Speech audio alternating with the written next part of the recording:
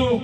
સમાજના હિતો સામે અમારા વ્યક્તિગત હિતોને ક્યારે પ્રાધાન્ય નહીં આપીશું. જે દિવસે આપણા લોકો અમને કહેશે કે તમારી રાજનીતિથી સમાજને નુકસાન થઈ રહેલું છે, તે દિવસે અમે રાજનીતિને પણ સાઈડ પર મૂકીને સમાજને પસંદ કરીશું.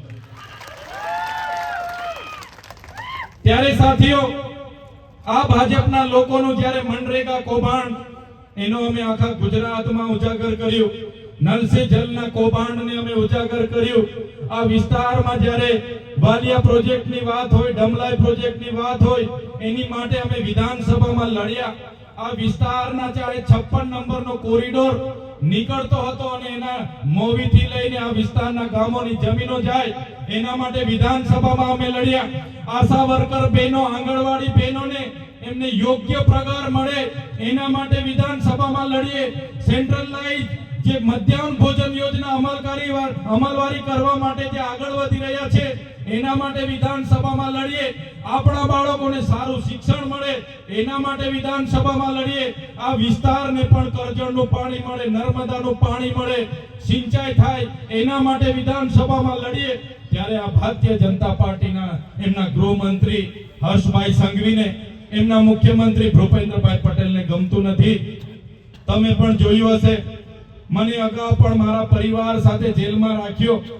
હમણાં પણ 3 મહિના પહેલા કોઈ પણ ગુના વગર, એક ધારાસભ્ય તરીકે કોઈ પણ ગુના વગર મને પોલીસે ધક્કો મારીને મને જીપ ગાડીઓમાં લઈ જવામાં આવ્યો. મને સાંભળવામાં ન આવ્યો. મને ડાયરેક્ટ સેશન કોર્ટમાં રજૂ કરીને સેશન કોર્ટથી ડાયરેક્ટ મને સેન્ટ્રલ જેલ વડોદરા રાખવામાં આવ્યો. ત્યાં મને ડરાવવામાં આવ્યો કે કેમ તમે આટલી મોટી સરકાર સામે બોલો છો, કેમ તમે આદિવાસીઓ માટે લડો છો, કેમ તમે ઉશ્કેરવાનું કામ કરો છો, કેમ તમે હક અધિકારની વાત કરો છો. તમે આ બધું બંધ કરશો નહીં તો તમને જેલમાંથી છોડવામાં નહીં આવે. ત્યારે પણ મને મારા સમાજ પર ભરોસો હતો, મારા વાલિયા ઝઘડિયાના નેત્રંગના લોકો પર ભરોસો હતો, મારા ડેડિયાપાડાના લોકો પર ભરોસો હતો. અને મેં ભાજપના નેતાઓને, એ જેલના અધિકારીઓને પણ મેં કીધું હતું, તમારે જેટલી જેલો કરાવવાની હોય એટલી કરજો. આ ચૈતર વસાવા અમારા ગરીબ લોકો માટે લડશે. માંડ 80 દિવસ પછી જેલમાંથી છૂટ્યા ત્યારે મારા નિરંજનભાઈ વસાવા, પિયુષભાઈ પટેલ, રજનીભાઈ વસાવા, મારા સંદીપભાઈ વસાવા, સર્જનભાઈ ને બધા મને લેવા આવ્યા. માંડ 80 દિવસથી વધારે જેલમાં મને અંધારી કોટડીમાં રાખ્યો. ત્યાં મને ખૂબ ત્રાસ આપવામાં આવ્યો. છતાં તમારા દીકરા એમની ત્રાસ સામે ઝૂક્યા નથી. એમની સામે મન મજબૂત રાખીને હું વેઠતો રહ્યો. અને હું જેલની બહાર આવ્યો ત્યારે પણ તમે જોયું હશે કે આજે મને ડેડિયાપાડામાં જવા દેવામાં નથી આવતો. આજે મારા વ્યોમાત વિસ્તારમાં મને પ્રતિબંધ ફરમાવેલો છે. પણ આ મંચ પરથી ભાજપના સાંસદ, એમના ધારાસભ્ય, એમના ગૃહમંત્રીને કહેવા માંગુ છું, તમે મને ડેડિયાપાડામાંથી કાઢી નાખશો, તમે મને નર્મદામાંથી કાઢી નાખશો, પણ આ ચૈતર વસાવા લોકોના દિલોમાં રહી છે, ત્યાંથી ક્યારે કાઢી નથી શકવાના. ત્યારે આ ચૈતર વસાવાનું પૂરું કરી દેવા માટે કેટલાક નેતાઓ અહીંયા ગામડે ફરે છે. સાંસદ અમારા પર ખોટા કેસ કરાવે છે. પણ આ ચૈતર વસાવા સાથે મારી માતાઓના આશીર્વાદ છે, મારા વડીલોના આશીર્વાદ છે, મારા યુવાનોનો સહકાર છે. આ ચૈતર વસાવાનું પૂરું નહીં થાય. આ ચૈતર વસાવા આવનારા દિવસોમાં જો 10-15 વર્ષ ટકી જશે તો તમારા બધાના છોતરા કાઢી નાખવાના છે. અમારી માતાઓ અમારા માટે આરતી લઈને ઊભી હોય છે. ફુલહાર પોતાના ગજવાના 500 રૂપિયા ખર્ચીને લાવે છે. પોતાની મજૂરી પર રજા પાડીને, કંપની પર રજા પાડીને મારા યુવાનો અહીંયા મને આવ્યા છે, મને સહકાર આપવા આવ્યા છે. ત્યારે જેટલી વાર મને જેલમાં નાખ્યો છે, જેટલી વાર મને હેરાન કરવામાં આવ્યો છે, મારા વડીલો, મારી માતાઓ, મારા યુવાનોને વિનંતી કરું છું, એ લોકોને આવનારી તાલુકા જિલ્લા પંચાયતોમાં હવે તમારે એનો હિસાબ કરી નાખવાનો છે. તમારે હિસાબ કરી આપવો પડશે.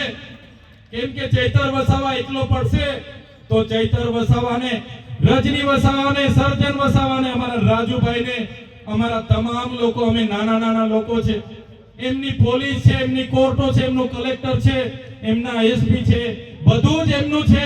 અમે એકલા પડીશું તો અમને આ લોકો ક્યારના ખોવી નાખે, પણ મારા વડીલોનો સહકાર અમને મળશે, મારી માતા બહેનોનો સહકાર મળશે, અને આવનાર તાલુકા જિલ્લાઓમાં અહીંયા નવા લોકોને તમે ચૂંટીને મોકલશો તો ડબલ તાકાતથી આવનારા દિવસોમાં તમારા માટે અમે લડીશું.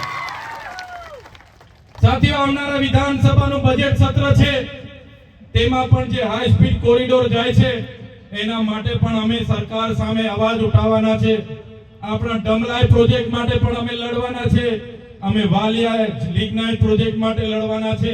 આ વિસ્તારમાં સિંચાઈનું પાણી મળે એના માટે પણ વિધાનસભામાં તમારા વતી હું લડવાનો છું.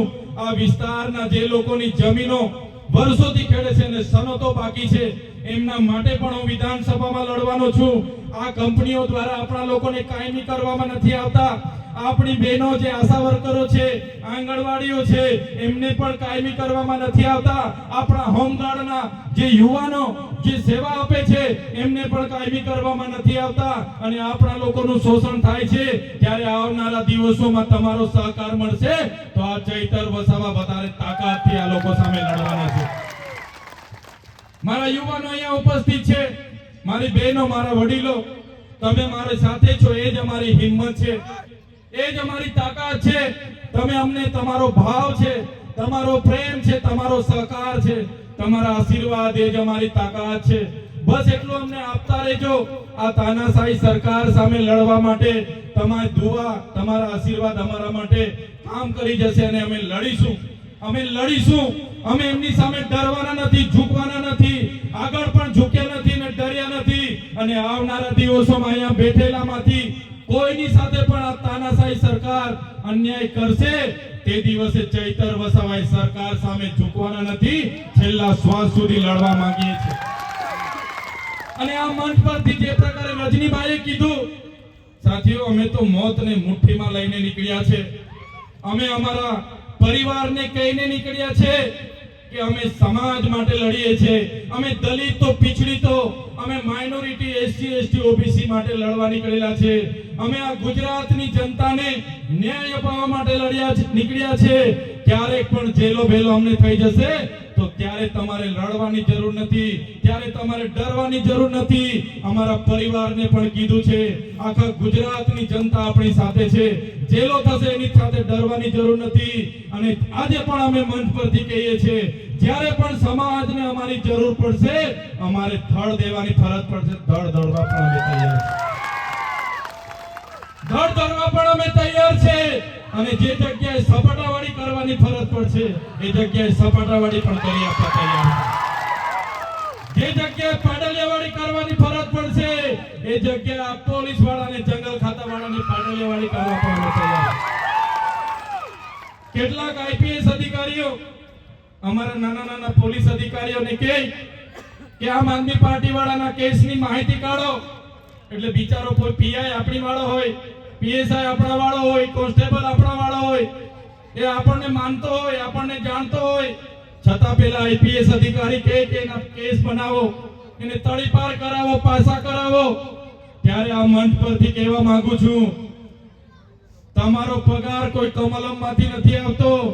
એટલે એએસપી, એઆઈજી કે ડીઆઈજી ના આદેશો પ્રમાણે કોઈ પણ અમારા આગેવાનને ખોટી રીતે તડીપાર કે પાસા કરવાનું કોઈ વિચારતા પણ નહીં તો આવનારા દિવસોમાં એક પણ આગેવાન સાથે એફઆઈઆર જેલ કેસ રમવાની રમત રમશો તો અમે તમારી સાથે પણ પાડલિયાવાળી કરી નાખીશું.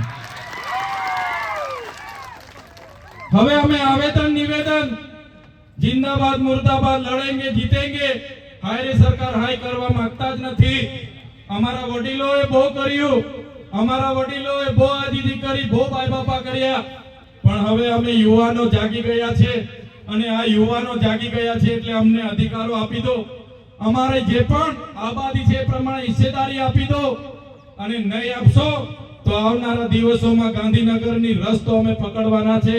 અને જેટલા પણ લોકો સત્તામાં બેઠેલા છે એ લોકોને સત્તાનો નશો ઉતારવા માટે પણ અમે તૈયાર થઈ ગયેલા છે. ત્યારે વધારે વાત હું નથી કરતો. આજની સભામાં સૌપ્રથમ તો આયોજનકર્તાઓનો ખૂબ ખૂબ આભાર માનું છું અને ખૂબ મોટી સંખ્યામાં ભાજપ અને કોંગ્રેસમાંથી પણ આગેવાનો, હમણાં સરપંચો, માજી તાલુકાના સભ્ય, બધા જ લોકો મોટી સંખ્યામાં અમારી સાથે જોડાય છે. બધા જ લોકોનું હું સન્માન કરું છું, સ્વાગત કરું છું. આજના કાર્યક્રમમાં મીડિયાના મિત્રોનો પણ ખૂબ સહકાર રહ્યો છે, પોલીસ અધિકારીઓનો પણ ખૂબ સહકાર રહ્યો છે. તમામ લોકોનો પણ આભાર માનું છું અને સૌથી વધારે આભાર આ ધગધગતી તડકામાં પણ સૌ મોટી સંખ્યામાં અહીં ઉપસ્થિત થયા છો. કેટલાક ભાજપના નેતાઓએ કીધું કે તમારા ઝૂંપડામાંથી નામ કઢાવી નાખીશું, તમારો મીટર કપાવી નાખીશું, તમને ઝૂંપડું તોડાવી દઈશું, ઝૂંપડું નહીં આપવા દઈએ, તમને બોર નહીં કરવા દઈએ, મોટર નહીં આપીશું, તમારો રસ્તો નહીં બનશે. ચૈતર વસાવાની સભામાં જશો ત્યારે છતાં કોઈને ડર્યા વગર હજારોની સંખ્યામાં આવેલા મારા વડીલો, માતાઓ, બહેનો બધાને હું વંદન કરું છું, નમન કરું છું. બસ આ સહકાર, આ સાથ તમારો મળતો રહેશે તો આ ચૈતર વસાવા લડતા રહેશે. તમે જ મારી હિંમત છો, તમે જ મારી તાકાત છો, તમે જ મારા આશીર્વાદ છો. એ જ વાત સાથે બધાનો આભાર મારી વિનમું છું. બધાનો ખૂબ ખૂબ આભાર, ધન્યવાદ. જય આદિવાસી, જય જોહાર.